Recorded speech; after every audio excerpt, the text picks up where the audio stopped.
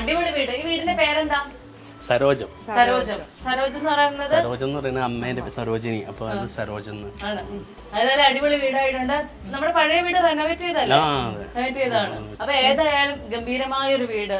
ഈ പുറത്തൊക്കെ ചിത്രപ്പണികളൊക്കെ ആരാണ് ചേട്ടാ ചെയ്തത്? കുട്ടൂസാണോ?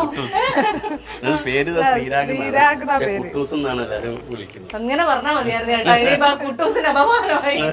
അപ്പൊ കുട്ടൂസാണ് ഇതൊക്കെ ചെയ്തു തന്നത്. ഈ ലൈറ്റിങ്ങുകളൊക്കെയോ? ലൈറ്റിങ് ഞങ്ങള് സെലക്ട് ചെയ്ത ചേട്ടനായിട്ട് സെലക്ട് ചെയ്ത ചേട്ടന് ലൈറ്റിന്റെ മാത്രമായിട്ട് ഒരു ഷോപ്പൊക്കെ ഉണ്ട്.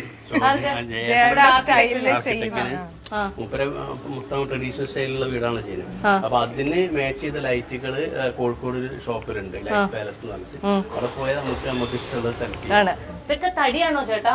അയ്യോ, ഇതൊക്കെ സിമന്റ് ആണ്.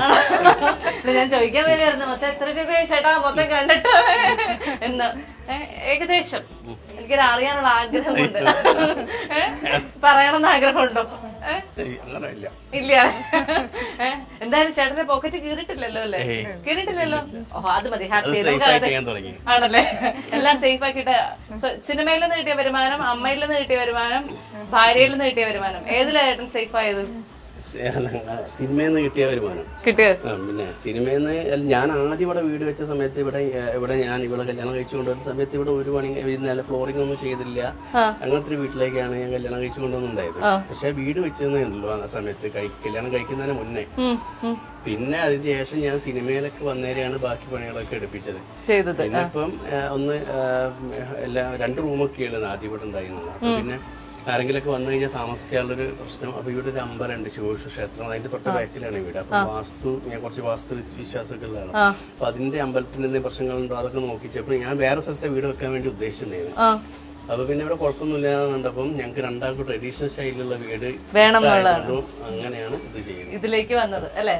ഈ ട്രഡീഷണൽ സ്റ്റൈലൊക്കെ അകത്തേക്ക് കയറി കണ്ടാലോ ഒരു മൊത്തത്തിലൊരു മന ഫീൽ ഉണ്ട്. അകത്തും അങ്ങനെ തന്നെയല്ലേ? Okay, come on let's go.